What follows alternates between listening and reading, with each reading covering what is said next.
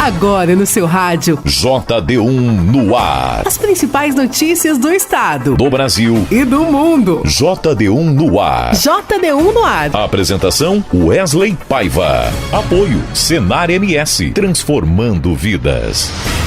Olá, sexta-feira, dia 8 de março de 2024, Dia Internacional da Mulher. A partir de agora, eu, Wesley Paiva, apresento o JD1 no ar com as principais notícias aqui do estado, do Brasil e do mundo. Essa é uma iniciativa do JD1 Notícias em parceria com 32 emissoras de rádios FM em Mato Grosso do Sul e conta com o apoio do Senar MS Transformando Vidas. E vamos agora aos destaques de hoje. Destaques do dia. STF realiza sessão especial em homenagem ao Dia Internacional da Mulher. O Brasil bateu o recorde de feminicídio em 2023. Proposta que torna crime posse e porte de drogas entra na pauta do Senado e pode ser votado na próxima semana. Mulher é indiciada por vender conteúdos pornográficos da filha de 13 anos em Rio Negro. E no ano passado, hérnia de disco e dor na lombar foram os motivos que mais geraram benefícios por incapacidade temporária. O antigo auxílio-doença. Está no ar. JD1 no ar. JD1 no ar. Agora vamos conferir como fica o tempo nesta sexta-feira. Do Clima Tempo Nacional, Stephanie Toso. JD1 no ar. Previsão do tempo. Semana vai terminando com muita instabilidade e formação de nuvens carregadas sobre a maior parte do país. Tem a zona de convergência intertropical que ainda atua no Nordeste, deixando o tempo mais instável na costa norte da região. Além de circulação de ventos favorecendo muita entrada de umidade no Sudeste, no Centro-Oeste e ar quente e úmido ainda provocando pancadas fortes em toda a região norte do país.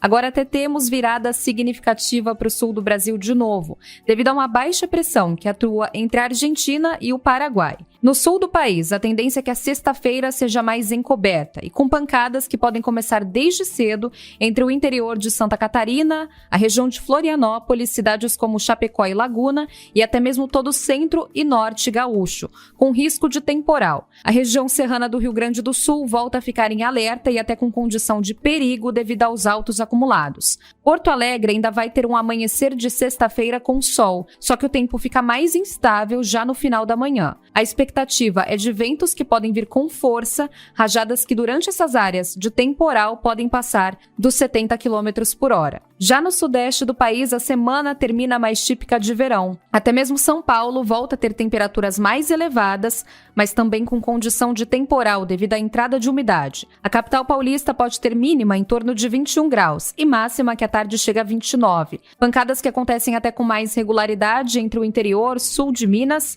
e o estado do Rio de Janeiro, com motivo de preocupação para a divisa com os 3 estados. Já no Espírito Santo, o dia vai começar com sol em Vitória e a tendência de pancadas que podem vir acompanhadas até por trovoadas a partir da tarde. Só não chove no extremo norte de Minas Gerais.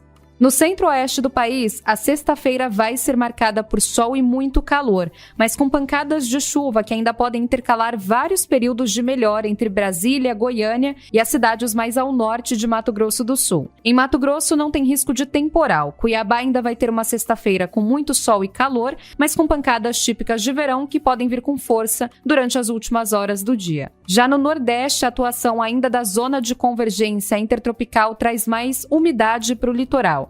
Em São Luís, Fortaleza, Natal e João Pessoa, algumas pancadas de chuva podem começar pela manhã, mas são chuvas que ainda intercalam aberturas de sol, períodos de melhora e tem indicativo de volumes altos até o final do dia, situação que ainda preocupa principalmente no interior do Maranhão. Agora as cidades do oeste da Bahia vão ter sol e calor e tempo firme, mas para Salvador a semana também termina com condição de chuva moderada e as instabilidades começam a aumentar um pouco mais entre o litoral do Sergipe, de Alagoas e do Pernambuco. Já no norte do país, sexta-feira abafada, ainda com muito calor, máximas que passam facilmente dos 30 graus em todas as capitais. Em Boa Vista, a falta de chuva ainda preocupa, mas em grande parte entre o Amazonas e o Acre, o excesso ainda prejudica. Situação ainda muito instável para Rio Branco devido à cheia dos rios e com condição de chuva forte entre a sexta-feira e todo o final de semana. Agora, entre Macapá, Belém e muitas áreas do centro, leste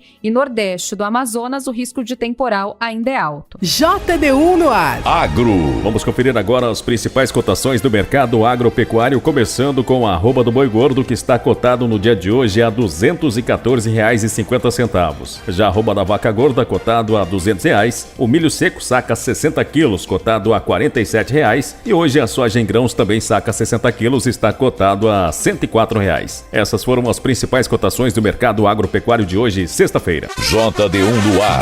Notícias. Hérnia de disco e dor na lombar foram os motivos que mais geraram benefícios por incapacidade temporária, o antigo auxílio-doença, no ano passado. Foram mais de 2.500.000 pessoas afastadas do trabalho por causa das doenças. Os dados são do Ministério da Previdência Social e a reportagem é de Luciana Colares de Holanda. Hérnia de disco foi o que mais afastou trabalhadores do serviço no ano passado. A condição gerou mais de 51.000 benefícios por incapacidade temporária, segundo o Ministério da Previdência Social, um crescimento de 68% em relação ao ano anterior. O benefício, conhecido como auxílio-doença, é concedido pelo INSS quando o trabalhador é afastado do serviço por um período maior do que 15 dias. Dados do Ministério da Previdência Social mostram que, ao todo, mais de 2,5 milhões de trabalhadores conseguiram esse benefício em 2023 por conta de doenças. Um ranking da Previdência aponta que a dor na lombar vem na segunda posição das causas de afastamento do trabalho. Foram 46.900 trabalhadores em 2023. Alex Araújo, especialista em saúde e segurança do trabalho, alerta para a importância das empresas se conectarem com os trabalhadores e pensar em ações que tragam maior conforto e condições adequadas no ambiente laboral. Dessa forma, as empresas vão conseguir diminuir os custos operacionais desse colaborador afastado e também vão conseguir aumentar muito mais a qualidade de vida desse próprio colaborador. Segundo o Ministério da Saúde, o SUS prevê o atendimento de forma integral para as doenças que geram benefícios por incapacidade temporária, como a hérnia de disco e a dor lombar. A médica do trabalho do Hospital Escola da Universidade Federal de Pelotas, no Rio Grande do Sul, Ângela Grassi, dá dicas de como o trabalhador pode evitar esses problemas. A cada 50 minutos, tu levantar, te espreguiça, dá uma espreguiçada, pega uma água e volta. No momento que tu só levanta e te espreguiça, tu já usa outro grupo muscular. Alternância de postura é fundamental. Fazer alongamento, fazem 3, 5 minutinhos ali para alongar algumas estruturas. Então isso é importante. Dores no ombro, pedra na vesícula, depressão e ansiedade também estão entre as 10 primeiras posições no ranking de afastamento de trabalhadores do serviço por doença. Reportagem Luciana Colares de Holanda. Quer saber como 2 letrinhas viram notícias no seu WhatsApp? Facinho, facinho. É só mandar um simples oi para o JD1 981 35 98 88. Nossa, até o nome é fácil de lembrar. Cadastre 981 35 98 88 no seu WhatsApp e escreva apenas Oi. As principais notícias de Mato Grosso do Sul, do Brasil e do mundo bem aí, na palma da sua mão. Deu oi, virou notícia. JD1Noticias.com. JD1Noticias.com. JD1Noticias.com. A notícia no seu celular. E da nossa central de jornalismo, a repórter Sara Chaves tem mais notícias que estão em destaque no portal JD1.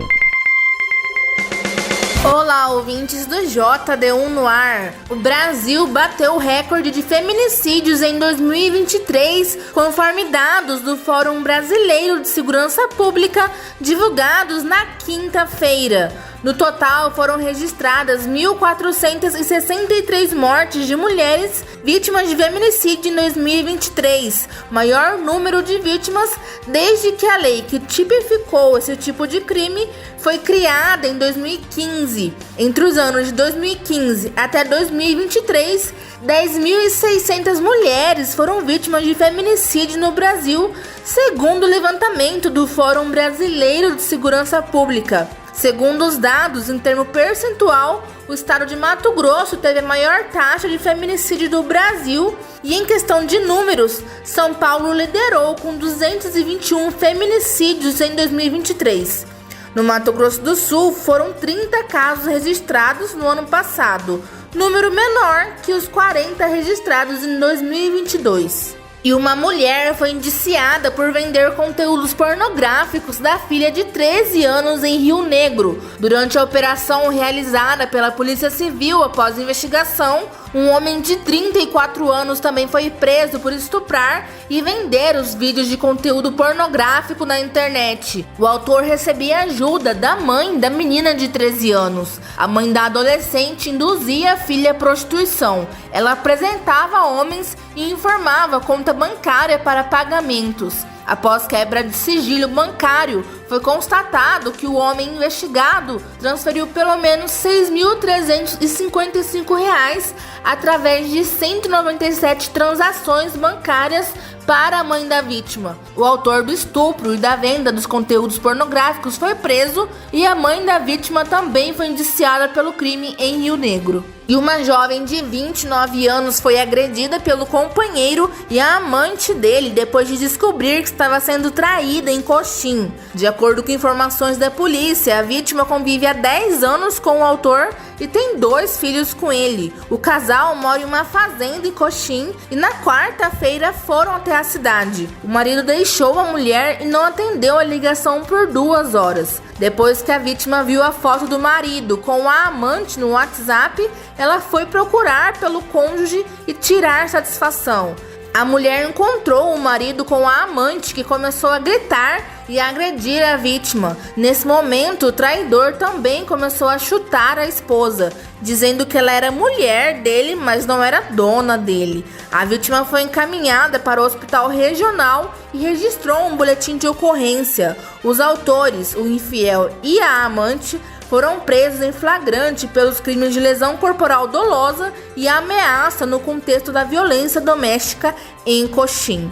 Sara Chaves para o JD1 no ar. Sara, muito obrigado pelas suas informações. Um ótimo Dia Internacional da Mulher a você e até segunda. E o JD1 Notícias recebeu o presidente da Associação Médica de Mato Grosso do Sul, Justiniano Vavas. Ele reforçou o associativismo pelos direitos da categoria. Além disso, ele falou sobre a origem da instituição que completou 70 anos agora em fevereiro e falou ainda sobre o projeto para ampliar a associação médica. Quem conduziu a entrevista foi a repórter Carla Andréa. Vamos ouvir. A edição de hoje conta com a presença do presidente da Associação Médica de Mato Grosso do Sul, Justiniano Vavas. Hoje falaremos sobre o aniversário de 70 anos da Associação Médica de Mato Grosso do Sul, as atividades e a luta em defesa da classe dentro do estado. Justiniano, como serão comemorados os 70 anos da Associação Médica? Quais serão os eventos? Na verdade, o aniversário da Associação Médica ocorreu dia 23 de fevereiro, quando ela completa 70 anos de existência. E nós combinamos na diretoria que nós não faríamos um evento específico. Então o ano de 2024 vai ser um ano de comemoração desses 70 anos de existência. Então todos os eventos realizados nesse período vão ser eventualmente, vão fazer parte dessa grande comemoração. A associação foi criada por médicos de diferentes origens. Hoje ainda vemos essa diferença? Na verdade, hoje nós temos adesão de médicos de diferentes universidades, de diferentes faculdades. Naquela época, 70 anos atrás, realmente o universo era mais restrito. As diferentes origens talvez fossem as diferenças de raças, e essas raças eventualmente se congregaram em cima de um objetivo comum, que era dar representatividade à classe médica no estado de Mato Grosso do Sul. Ao longo desses 70 anos, vocês tiveram que defender a classe médica em algumas batalhas. Poderia citar algumas e os desafios? Talvez a grande batalha da Associação Médica seria realmente a implantação, junto com as outras entidades médicas, Conselho Federal de Medicina e o Sindicato Nacional dos Médicos, a FENAM, na implantação da classificação brasileira hierarquizada de procedimentos médicos, a nossa CBHPM, que na verdade ela cria, na verdade, a tabela de procedimentos de todos os procedimentos médicos com a sua respectiva valoração. Então essa talvez tenha sido, ao longo de todos esses anos, uma das grandes vitórias que a classe médica teve.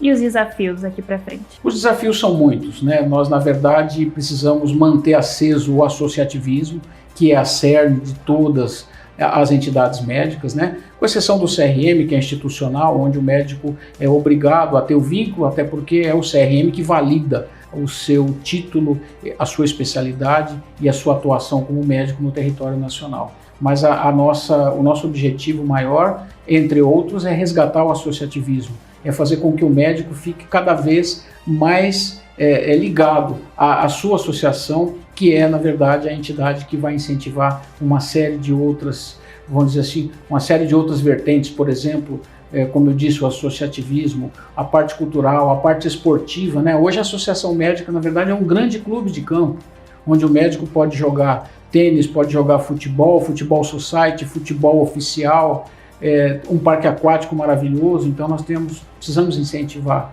também a questão esportiva, né, que faz parte do escopo saúde, e a científica, porque dentro da Associação Médica nós realizamos uma série de eventos científicos, congressos, reuniões de especialistas, reuniões de especialidades. Então ela também serve para esse grande objetivo, que é o incentivo e a reciclagem, né, a parte científica da profissão médica. JD1 no ar. Apoio Senar MS, transformando vidas. Na sessão plenária de ontem, o STF destacou os avanços e as lutas da sociedade pela busca de igualdade de gênero. Repórter Neto Costa. O presidente do Supremo Tribunal Federal, ministro Luiz Roberto Barroso, destacou alguns avanços na legislação, mas lembrou que a violência doméstica ainda é uma epidemia no Brasil. Para a ministra Carmen Lúcia, a luta pela igualdade de gênero não pode ser apenas sobre combater a violência, mas de promoção da pacificação das pessoas. Num país que assassina mulheres, é preciso se dizer que este país precisa muito de que nós todos comecemos a pensar sob o prisma da promoção da paz e não apenas de combate. Os ministros também começaram o julgamento das ações que questionam práticas de desqualificação de vítimas de violência sexual na fase de investigação ou do julgamento do acusado e sobre o direito à licença maternidade de servidora pública em união estável homoafetiva. JD1 no ar. Esporte. E agora o repórter esportivo Dinil Almeida tem as últimas notícias do futebol.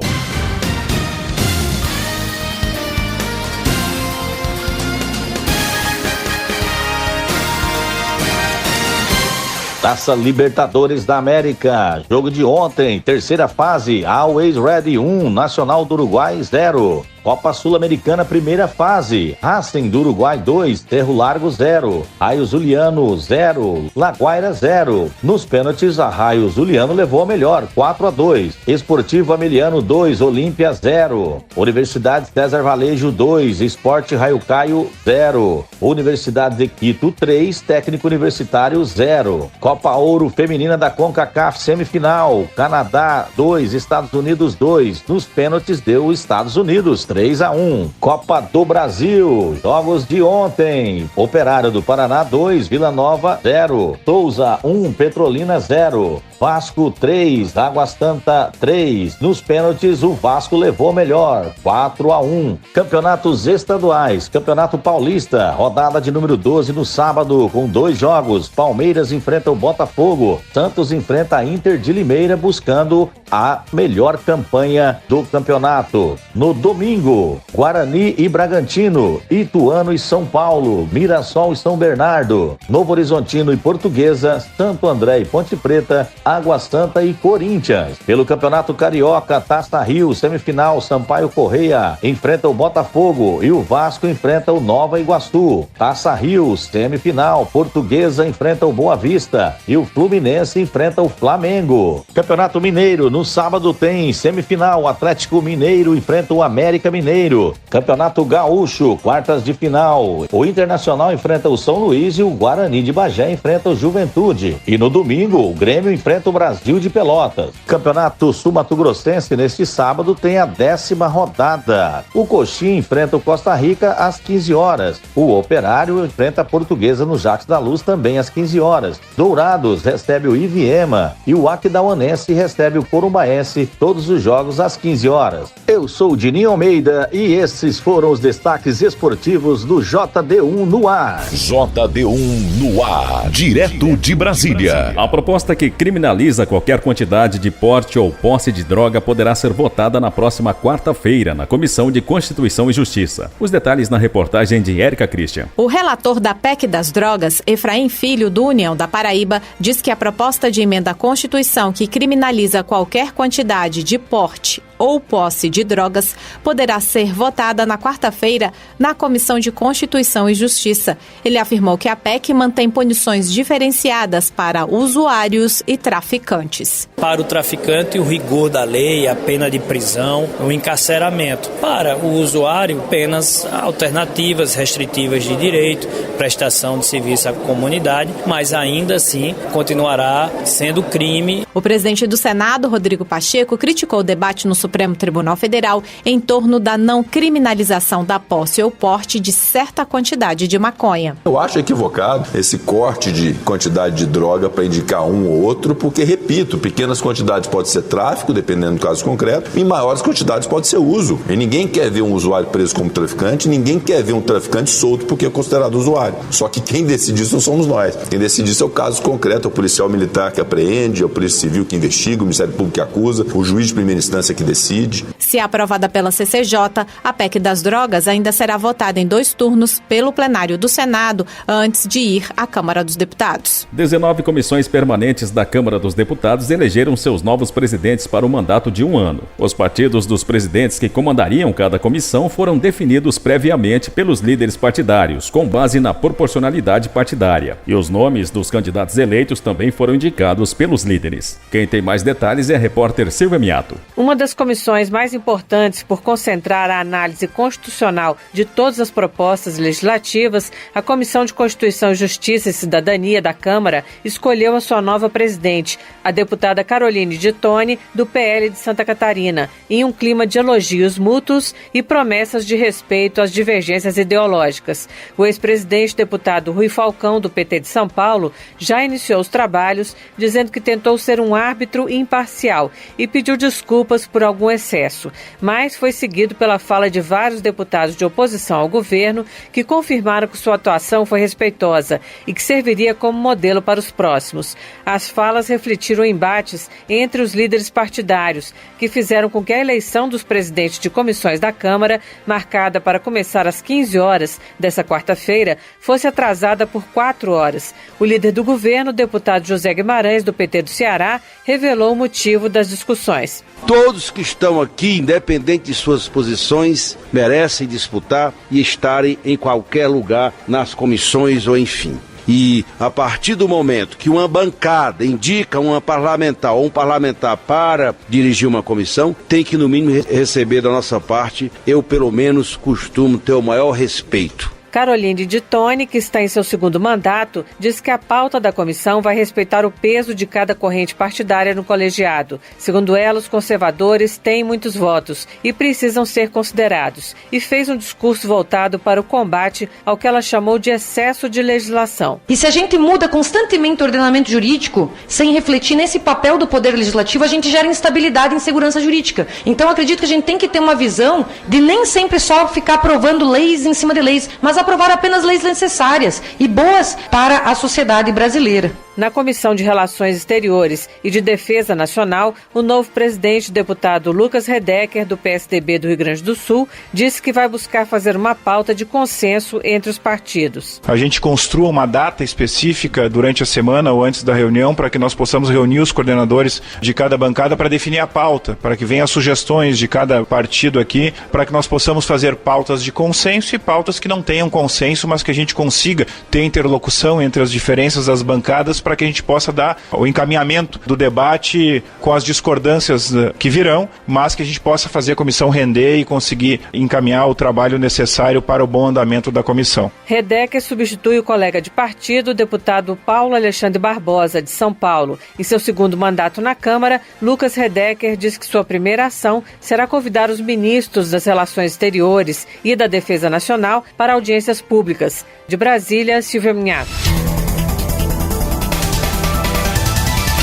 Termina aqui o JDU no ar de hoje, sexta-feira, dia 8 de março de 2024. Com a apresentação de Wesley Paiva, o JDU no ar é uma iniciativa do JDU Notícias, em parceria com 32 emissoras de rádios FM em Mato Grosso do Sul e conta com o apoio do Senar MS. Para você ouvir novamente essa edição em podcast ou ainda acompanhar outras notícias do estado, do Brasil e do mundo, acesse o nosso portal www.jdunoticias.com. A todos uma ótima sexta, um excelente final de semana, em especial as mulheres. Aproveite bem o seu fim de semana e até segunda. Você ouviu as principais notícias do estado, do Brasil e do mundo. JDU no ar. Apoio Senar MS, transformando vidas.